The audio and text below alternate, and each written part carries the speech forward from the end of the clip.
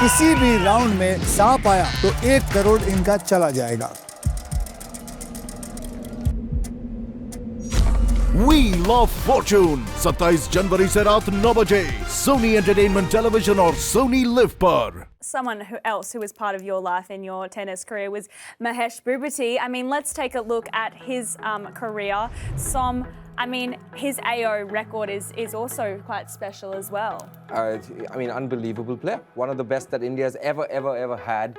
And, you know, the way he did it, I mean, yes, at AO, unbelievable. 1999, winning it with Leander. 2009, of course, with Sania.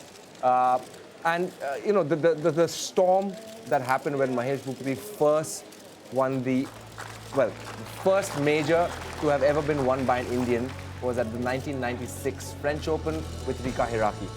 And I mean, that's always going to be down in the history books. And, you know, I think right now, to be honest with you, when a lot of us think about Mahesh, in a sense, you do think about Leander. And of course you do, because, you know, they did it together. 99 was probably one of the most special years for Indian tennis. For Indian tennis, because, you know, 4 majors, 4 major finals, 2 winners, Wimbledon included. So the Indian Express. So it's very hard to not take both of their names together. And I know we'll probably get to Leander after this, but it's impossible to go and say Mahesh Bhupathi without Leander Pace, because they are so synonymous with each other, because of the things that they were able to achieve together and for India as well.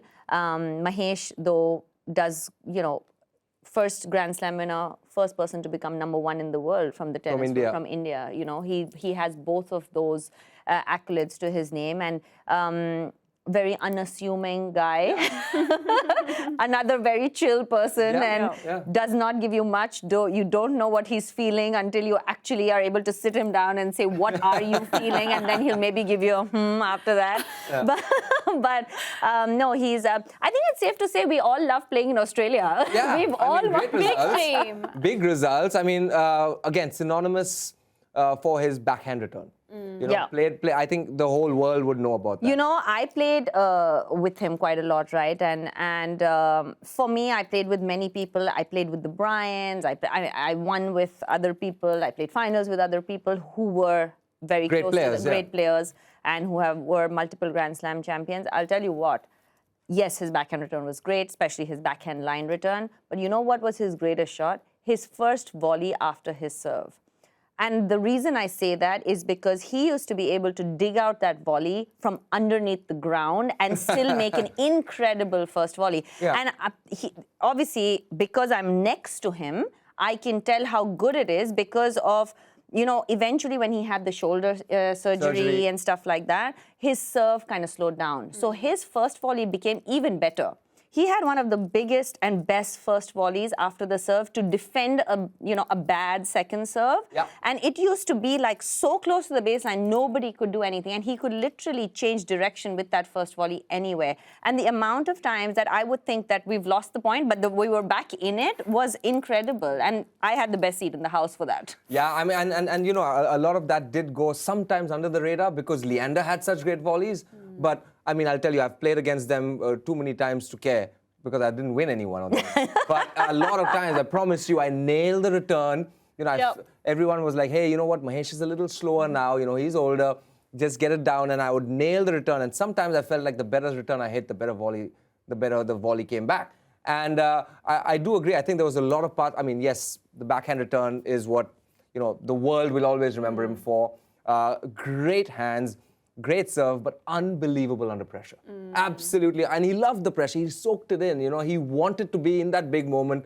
You know, and, you know, when he did make that breakthrough, when they made that breakthrough, for a lot of us, it felt, again, you know, like, hey, here's 2 Indian boys that have decided that they can do this at the world stage. And I thought that was such a powerful message for a lot of us youngsters who always wondered, could we?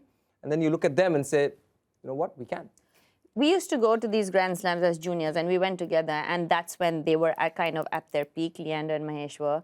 And I don't know if you remember, but like at Wimbledon and you know where the practice courts were away, we used to actually really look We used to forward watch. We used to watch them Stand on the practicing. fences And honestly, they did make us very comfortable. They were extremely welcoming. Mahesh, you know, we're talking about how Rohan used to go out and support the juniors or the younger kids who used to come up. So did Mahesh. I remember Mahesh coming out and watching us play at all of these Grand Slams just to encourage. And that, honestly, as juniors, gave us so much confidence, gave us so much warmth. You know, warmth, You really. feel like you're part of a fraternity. And of a fraternity, of a community. And you just felt like you belonged there. And that was because of them, because they did it. And so we thought we could too.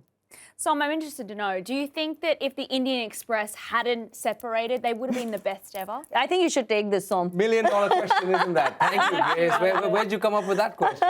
I mean, yes, they would have been, let's put it this way. The greatest team in the world, undoubtedly, are the Bryans. The Bryans, yes. The Bryan brothers. The second greatest team, undoubtedly, are the Woodies, the Australians, Woodford and Woodbridge. I guarantee you, both Woodford, Woodbridge, Mike Bryan and Bob Bryan were absolutely ecstatic that Leander Paes and Mike were not getting along. Let's put it that way. And there's no denying it, because when the two of them were on, it was scary. The level was, I mean, I've been, you know, some of you might like the stories, but, you know, at Davis Cups, you know, we were in Davis Cups, and I think everybody knows by now that there were times where they did not get along, just saying, you know. Really? Really, one or two times where they didn't get along, you know, and as team members, well, as young team members, you kind of wondered, how are they going to play? How are these guys going to play together? Did it get that bad, did it? Yeah, and you know, we were sitting at different tables. Did it get that bad, Sania? I love the fact that Grace is like hearing the story for the first time. I'm like, this is Give me the tea. I'm here for it. I'm here for the tea. And when we were playing these matches, you know, the first couple of times, I was sitting over there, Bopes was on the side, and Bopes knows what's going on. I'm kind of new, you know? And I'm like, how are they going to play? He's like, they're just going to play. It's just going to happen. Especially in doubles, though. I mean, it's such teams. There were some, like me, for instance, I find it very difficult to play with someone I don't get along with. I found it very difficult because I was just not able to separate the two. They were incredibly good at it. There were times, there were times where I was part of that whole charade. You know, charade, you want to call it, or drama, you want to call it, whatever. Not voluntarily. Involuntarily, I was part of it. And at that point, Som's right. I mean, what was happening behind the scenes to what was happening on the court, not one person could tell that these two guys, they were chest bumping. Oh, yeah. They had the chemistry. You're feeding off the energy. I mean, they had the record. They just dropped it. They didn't, I mean, at that point, when and it was incredible. Actually, I wish I could do it too. I wish I could. It's a power. It's a superpower, because you know they would just switch off. Yeah, and then they would just switch on. The entire time, we're team meal. What team meal? We're not sitting together. You know, warm up. They've kind of. And training? Do they drop it during training, or they train separately? Not really. They train separately because Davis Cup was once a year and a couple times a year. You know. Yeah, but Asian Games and Olympics were a few times. And then you know, but you know, and the record that they had for their 20+ matches that they've won together, I don't really remember them losing a whole lot together. Yeah. And you know, beating proper quality world-class teams. You know, it's like every time we went into a Davis Cup tie, as a singles guy, all I wanted to do was win on the first day. Because you know that you're going to get the second point. Yeah, you're going to be 2-1 up, and then, you know, who knows? Then maybe the other teams get nervous, some things happen. And that's the kind of consistency that they gave us. You know, there were times where we were 2 love down, and you know, as being the number 1 guy, you know you're playing on Sunday, regardless, because these guys just don't lose. And, you know, it's also one of those things that Mahesh had a lot. Leander, of course, as well, that, you know, and I don't know how people do this, but they would literally elevate their games when playing for India. I was about to say that. I think they were as good as they were even better when it came down to playing for the flag, quite literally. Yeah, so when 100%. they played Davis Cup, when they played the Olympics, when they played the Asian Games, which I have all been part of, except the Davis Cup, which he's been part of, I've been on multiple occasions part of that entire squad and situation. Yeah. They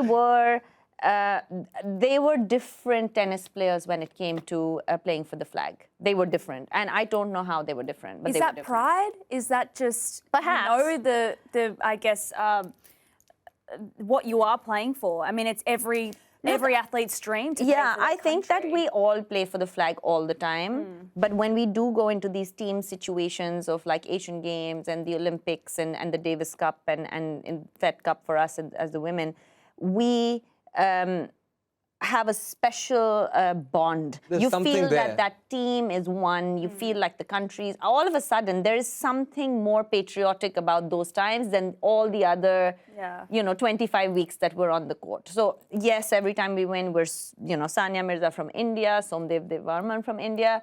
But when we win at the Asian Games or Davis Cup or the Olympics, it's advantage India. It's no more Somdev Devvarman, it's no more Sania Mirza, there's no more Leander or Mahesh. So I think that's what really elevated them as well. And you could visibly see that. You could see that they were just more passionate in those moments. 100%. 100%. They had the special sauce, and you knew that they were going to dig that much deeper. Yeah. And as Indian fans, no one could take their eyes off watching them. I mean, I remember the 1999 when they went on the tear. Before they went on the tear, there was the Chennai Open.